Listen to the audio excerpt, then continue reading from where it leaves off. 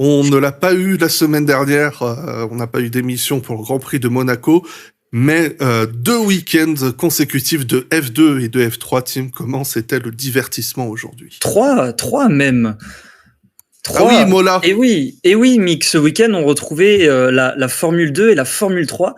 Après, du coup, deux autres meetings, à commencer par un meeting italien tombé à l'eau. Alors oui, elle est facile, je vous l'accorde. La raison pour ce meeting italien qui a été annulé, parce que bon, vous n'êtes pas sans savoir qu'il a été annulé, c'est que la région d'Émilie-Romagne a été frappée, alors non pas par Jos Verstappen, mais par de terribles intempéries météorologiques. Mais voilà, encore une fois, je ne vous apprends rien. Le week-end dernier, tout ce beau monde s'est retrouvé sur le Rocher pour un meeting que, du coup, moi, j'ai pas suivi, pour être tout à fait honnête, obligation familiale, mais qui était néanmoins intéressant. Enfin, toute proportion gardée, puisqu'on était quand même à Monaco, mais il y a eu des crashs, alors du coup, c'était super cool. Ceci entraînant cela, on se retrouve ce week-end en Espagne, du côté de Montmelo, ou de Barcelone, pour éviter de se l'approprier, ni de le confondre avec une célèbre réplique de Bourvil. Un rendez-vous... Ah, il a volé Montmelo. Ça fait 2 fois que vous me faites ça. Oui. Vous m'avez déjà pris mes chaussures, maintenant mon vélo. Un rendez-vous donc en Espagne pour conclure un presque triple header sud-européen qui aura finalement été assez oublié par cette rubrique et par cette émission. Pas sûr que les championnats, malheureusement, s'en remettent. Mais c'est pour ça qu'on est là ce soir. On va commencer avec la Formule 3 qui s'est avérée divertissante dès le vendredi. 30 voitures qui se bousculent sur un tracé relativement old school, ça crée forcément des embouteillages. Et force est de constater que ce vendredi, il y avait plus de trafic sur le circuit de Barcelone qu'entre le Maroc et l'Espagne. C'est Pepe Martí qui s'en sort le mieux et qui s'accapare la pole position. La première en F3 pour un pilote espagnol, chez lui, en Espagne, et le tout avec une Campos, une équipe espagnole. Bortoleto, leader du championnat à l'amorce du week-end, est 6e, et l'autre nom qui va nous intéresser ce week-end en F3, c'est celui de Gabriele Mini, qui termine 5e, mais qui voit son temps annulé à cause d'un track limits, et qui est donc renvoyé 18e. Mais grâce à une performance XXL le lendemain, soit aujourd'hui, Gabriele Mini remonte 8e grâce à de superbes manœuvres et un rythme de course impressionnant, avant d'être repénalisé pour avoir touché Mansell et lui avoir fait perdre, pour une fois, non pas sa moustache, mais sa suspension arrière. Mini termine donc 18e d'une course qui aura tout de même été relativement animée. De belles manœuvres, une bataille pour la tête, même si elle s'est avérée stérile, puis, comme souvent en F3, après le calme et l'application de leur intelligence de course, les pilotes décident de nous divertir. En l'espace d'un seul tour, il y a 3 incidents, respectivement Montoya, qui crève à cause d'un contact avec Aron, Beganovic, qui crève aussi et qui termine sa course dans le bac à gravier. Ça fait 2 crevaisons, heureusement qu'on n'était pas à Imola, et donc ce contact entre Mansell et Mini. Après la sortie de la safety car, suite du coup à ce contact, la course est bien plus calme, puisque sous safety car, donc forcément, et c'est finalement O'Sullivan qui l'emporte après avoir mené de bout en bout et après avoir résisté à Luke Browning qui se faisait pourtant très pressant derrière lui. Fornaroli aussi complète le podium. Bortoleto, lui, fait une plutôt bonne opération en terminant 4e et en s'avançant à presque un meeting d'avance sur la concurrence. Une course on ne peut plus calquer sur les traditions espagnoles, surtout celles à la frontière, puisque c'était un vrai bordel.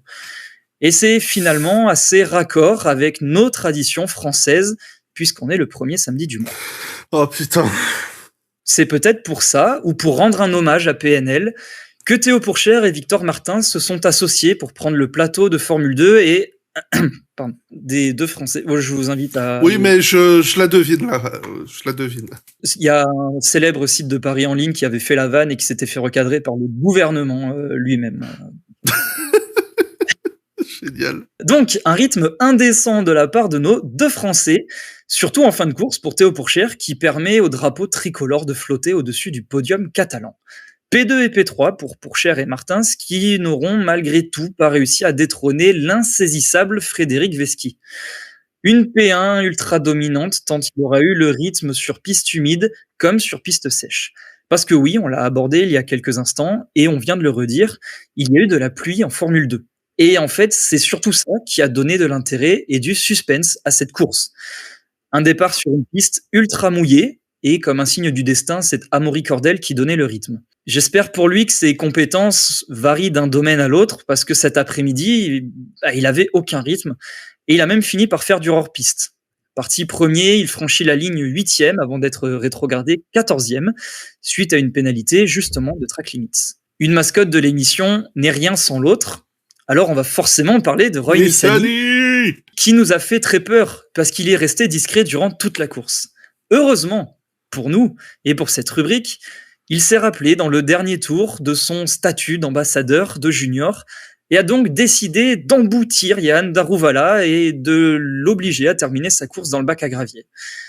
C'est dommage pour Daruvala qui était l'un de ceux qui avaient tenté de chausser les pneus slick avant tout le monde, un pari qui, malheureusement, comme le Saint-Germain en Ligue des Champions, s'est avéré perdant.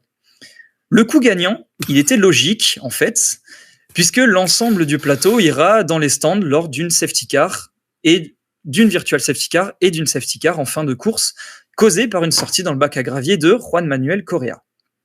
On a déjà parlé du podium. Pour le rappeler vite fait, on avait Vesti, Pourchaire et Martins. Parlons des autres têtes de ce championnat. Auger termine 4e, Iwasa termine 8e, et Berman, qu'on avait laissé sur une incroyable prestation à Bakou et qui était sûrement resté en Azerbaïdjan pendant le meeting monégasque, termine 7e. Parce que oui, à Monaco, Oli Berman, c'est 0 points. C'est ce qu'on appelle le big flop d'Oli Berman.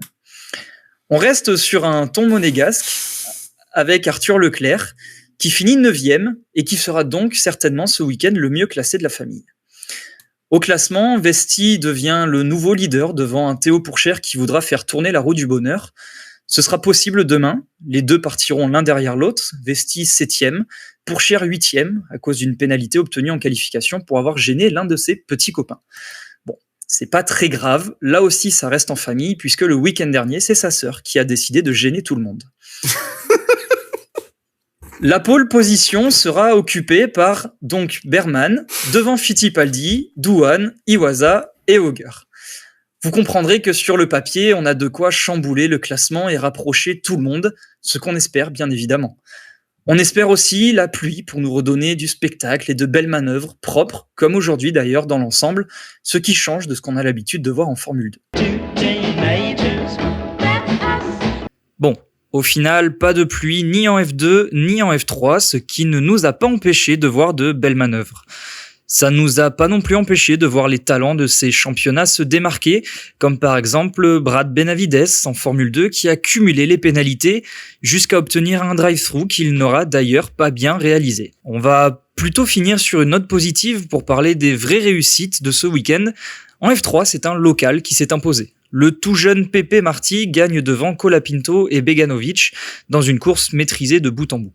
Gabriel Emini aura, comme la veille, réalisé de belles manœuvres, mais comme la veille aussi, aura été pénalisé. Il termine très loin quand les autres noms que l'on suit en F3, à savoir Bortoleto et Aron, terminent P4 et P5. Au classement général, Bortoleto conserve sa large avance avec près de 30 points sur son dauphin, non pas Flipper, mais Pepe Marti. Beganovic le suit, et Mini donc pourra regretter ce séjour espagnol puisqu'il est 4e au général et laisse échapper de gros points. Idem pour Sossi qui aura été dans la tourmente en course malgré des qualifications intéressantes. En F2, c'est Oli Berman qui s'impose. Un combo parfait pour Prema qui fait carton plein ce week-end après la victoire de Vesti la veille. Un même Danois qui termine 5e aujourd'hui quand son adversaire principal, Théo Pourchaire, s'est retrouvé enlisé dans le trafic après le jeu des arrêts au stand. Tout l'inverse de Victor Martins qui volait en fin de course. Au final, l'un qui jouait le podium perd son dû et c'est l'autre qui le récupère. Pourchaire termine 7e quand Martins monte comme la veille sur la 3e marche du podium. C'est Enzo Fittipaldi qui est encadré par Berman et Martins sur ce même podium. Au classement général, Vesti creuse une petite tranchée avec une dizaine de points d'avance sur Pourchaire.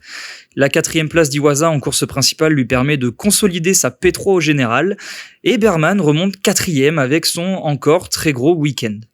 Martins est 10e et peut peut-être entamer à partir de ce week-end une saison pleine après un début de saison trop irrégulier. Trop compliqué aussi pour Isaac Adjar, responsable d'une collision au départ de la course 2, et on ne va pas parler de Clément Novalak, encore aux abonnés absents. La prochaine fois qu'on se reverra et qu'on reverra tout ce beau monde, la Formule 2 et la Formule 3 seront en Autriche. L'année dernière, on avait vécu des événements proches du paranormal dans les montagnes styriennes. On espère que le spectacle sera tout autant à l'affiche de ce séjour chez Spielberg.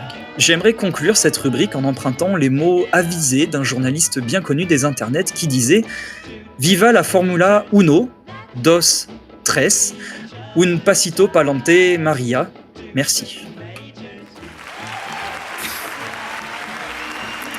Bon, Tim pour la rubrique junior.